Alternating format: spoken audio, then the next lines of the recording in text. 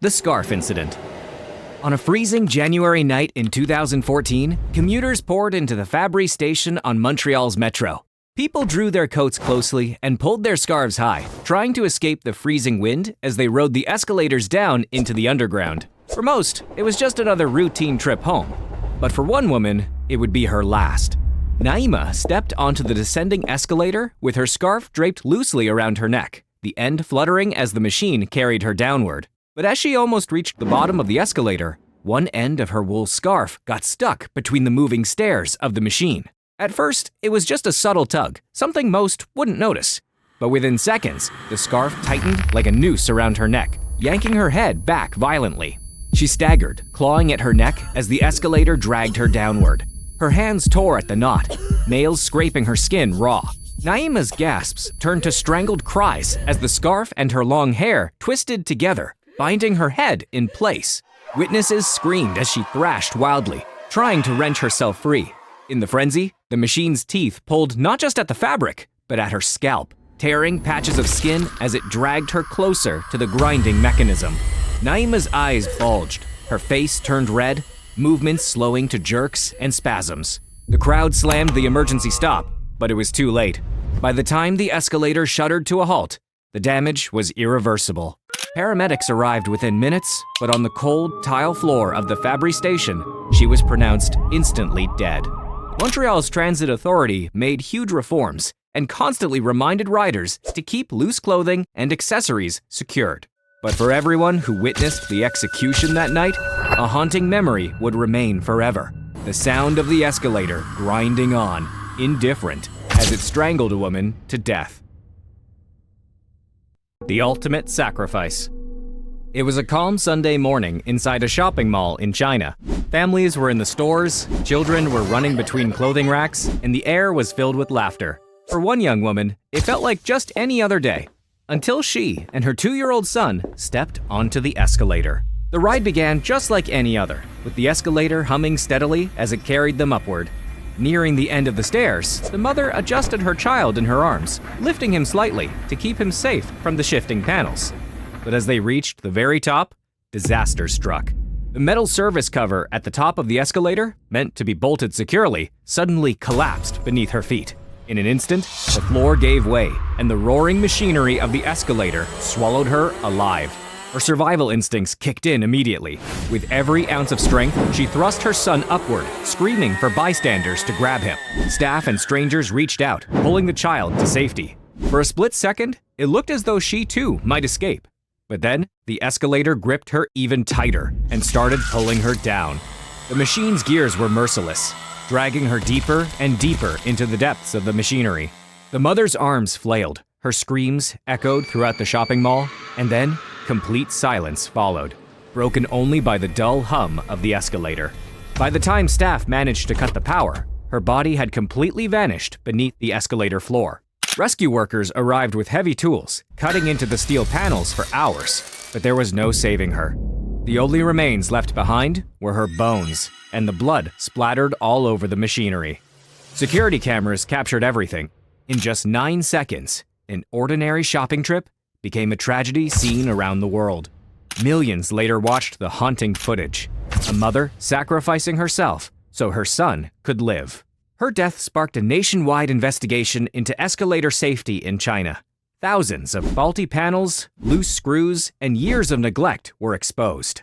For weeks, escalators everywhere were shut down for urgent repairs. But for her own son, no investigation could erase the horror or the tragedy of his mother's final act of love.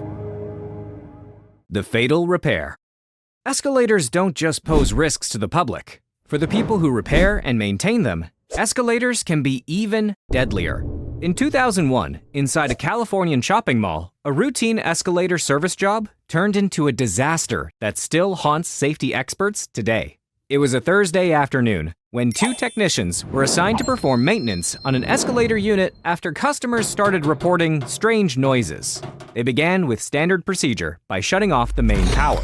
Then, one of the workers climbed into the narrow steel shaft beneath the escalator, a dark, confined space packed with gears, chains, and moving belts.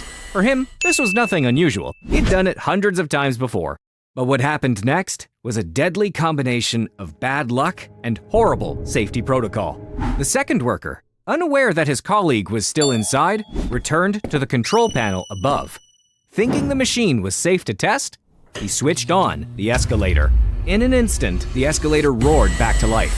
The worker trapped inside had no chance to escape.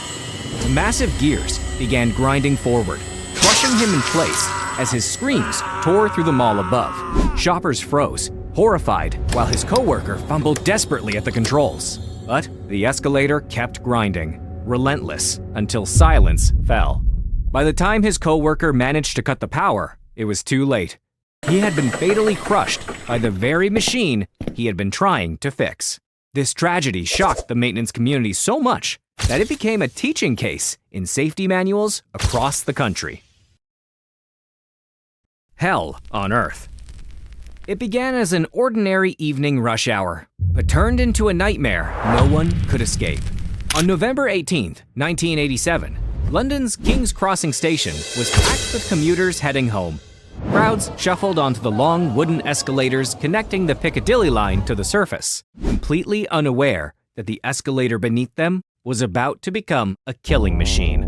When a passenger went to light his cigarette in the train station, the lit match slipped out of his fingers and fell through a gap in the escalator panels. Normally, a single lit match would burn out harmlessly, but beneath the escalator's panels lay a silent danger. Years of grease, dust, and trash piled up like a fuse, just waiting for a spark. The fire began quietly, unnoticed at first. A few commuters smelled smoke, others saw a faint flicker below their feet, but by the time staff noticed, it was already too late. The fire grew fast.